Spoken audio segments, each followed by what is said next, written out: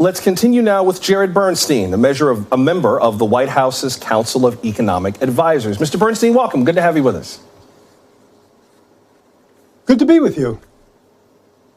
I'm really glad to talk to you tonight, partly just so we can break down what happens in this bill and what happens going forward. We spent a few nights last week going through this, and it's worth noting that obviously a bill like this, everything doesn't take effect today. Here are some of the things that happen immediately and happen a little further out. So there are some immediate impacts like tax credits for energy efficient products, electric vehicles, home weatherization, and the IRS can begin ramping up staffing for tax collections of all the revenue that's needed. On New Year's Day, there are extended subsidies for the Affordable Care Act and a 15% corporate minimum tax, among other things. Longer term, we've got the government able to negotiate prescription drug prices with companies. Talk about the conversations that are going to go on when administration officials hit the country, especially with midterm elections coming up and with so many things happening. It might be hard to just focus on what matters most to you or what will drive you to the polls this November. It's a great question, and your point about there's a lot going on is a massive understatement, as you well know. But simply put, this is just another chapter in the Biden administration's story of promises made, promises kept. You know, it's been my privilege to work for Joe Biden for a long time, and his economic model is actually pretty simple when you get right down to the core.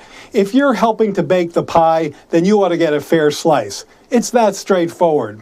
And if you're paying excessive amounts for prescription drugs or insulin, if your health coverage is unaffordable, if you'd love to invest in clean energy in an electric vehicle or weatherize your home or solar panels, if you'd like to stand up for this country, domestic industry, building the components of those kinds of clean energy goods, then the Inflation Reduction Act is very good news to you. Now, then when you add on to it, also, again, key to Bidenomics is a fair shake in the tax code.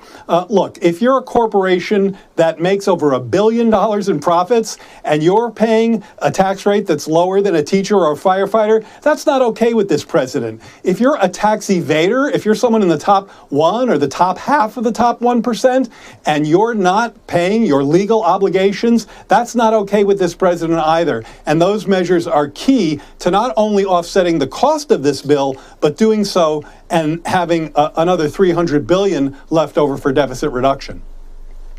Hence the staffing up of the IRS. I'm sure it's not the most popular government agency, but that is what they're there for. You mentioned climate change and the money to increase green energy production. Talk about the administration's role in moving that forward. I mean, this law includes $60 billion to boost domestic clean energy manufacturing, $30 billion in grants and loans to expand clean energy. And it's one of these sectors that's very much been public-private, right? You've got a lot of companies, big companies, entrepreneurs, and so on, who have taken the leap into clean energy over the years. And then increasingly, the federal government has its role. How does the administration view its role now in terms of bringing those two together?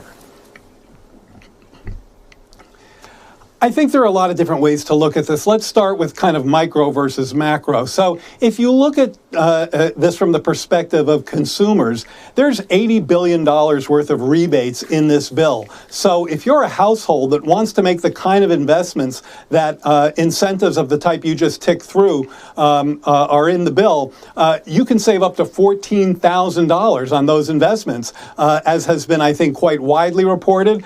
Someone who wants to purchase a new electric vehicle, there's a $7,500 subsidy. For a used vehicle, $4,000. Whether you're talking about heat pumps or electric heaters, whether you're talking about solar panels, for which is a 30% credit for installing solar panels, all of those are directed at helping to lower the cost of clean energy from the perspective of the household.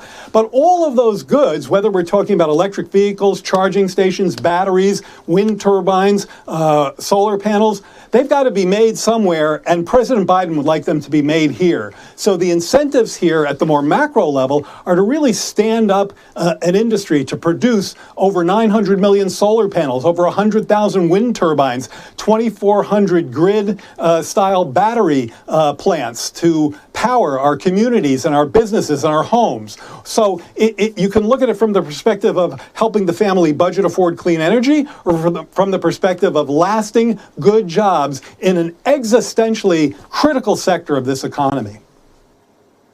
I hear you in terms of manufacturing. There has been some manufacturing returning to the U.S. over the last few years. We've heard a lot of companies saying it's just easier as an American company to quality control some of their goods if they make them in the U.S. So that investment may prove prescient in the future. We'll see how that goes. One thing I did want to ask you about, though, was the revenue piece. There's a roughly $124 billion that's expected to come in through increased IRS enforcement.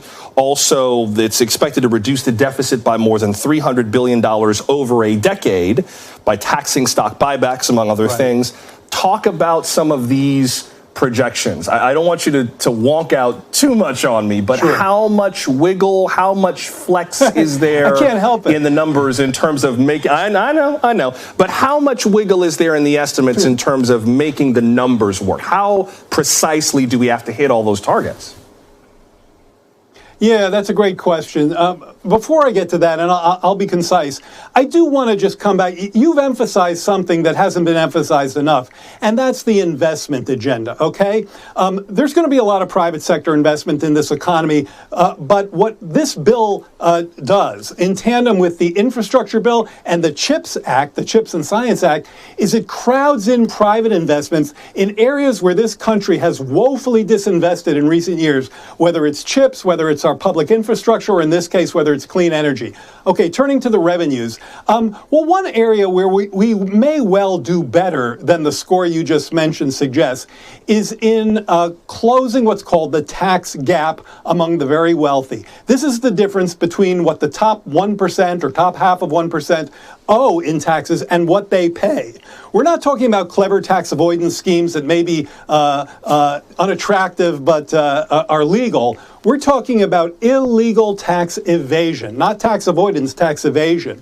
And by giving the IRS the resources this need, we're shutting down what I consider a shadow tax loophole that has evolved over the years when members of Congress, more often Republicans, have defunded the IRS so that they can't go after tax evaders. Now, 120 billion or so was the score from CBO, but others who've independently scored this thinks it could come in significantly higher. Now, the 1% tax on stock buybacks, that's about 74 billion over 10 years. That's a new tax, so it's one we're going to have to watch very closely. But it also is really important to incent companies to do better things with their retained earnings than just sending them back as buybacks to wealthy shareholders. And perhaps this is an opportunity to incentivize more internal investment as well.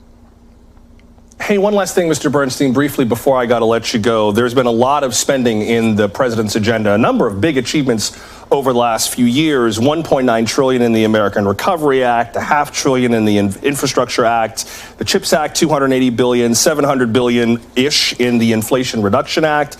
That's more than $3 trillion of spending. And I'm sure that critics of the administration have pointed to that as a reason why, those tax and spend Democrats, as they say, have kind of gone too far. Speak to critics, if you would, briefly before I got to let you go, about when the president decides to spend and when he decides not to spend to meet the needs of his agenda. Yeah, that would be my pleasure to speak to that. I think what you need to do here is look at the deficit reduction that has occurred under this president. So it's one thing to look at the spending side of the ledger, but you also have to look at the tax revenue side of the ledger. Now, this fiscal year alone, the deficit is down an historical $1.7 trillion. That's with a T. Last year, $350 billion. This bill lowers the deficit by another $300 billion. And if you look at our budget, you'll see that accounting for these, netting out the spending and the taxes, helps us keeps our deficit considerably lower than it was going into this administration. One of the ways that's occurring, by the way, it's not just less spending from, say, the fading of the rescue plan. It's also more receipts. And in fact, the increase in tax revenues coming into the Treasury is greater in percent terms than the decrease in spending. And that has to do with the very strong Biden economy that's underlying so much of what we're talking about. When you have a labor market with an unemployment rate of 3.5% and you're generating this many jobs, you're going to get some revenues into the Treasury. So one of the reasons we've had this kind of deficit reduction is because we do have the strong economy wind at our back. So I think when you net out the pluses and the minuses, you see a whole lot of deficit reduction. White House economist Jared Bernstein, appreciate you coming on tonight. Look forward to speaking to you again, sir. Thank you very much.